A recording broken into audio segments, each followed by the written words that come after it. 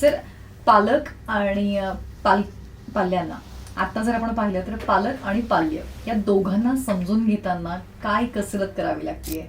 कसरत ही करावी लागते की आज विद्यार्थ्याच्या हातामध्ये मोबाईल आहे आणि सगळ्यात मोठा घातक हे पॉयझन आज पालकांनी म्हणण्यापेक्षा मुलांनी हातात घेतलेले.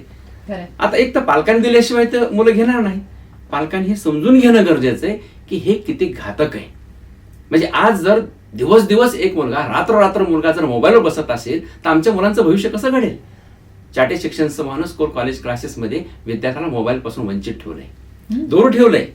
आज तुम्ही कोणताही आमचं युनिट बघा, तिथं मोबाईल अलाउड नाहीये.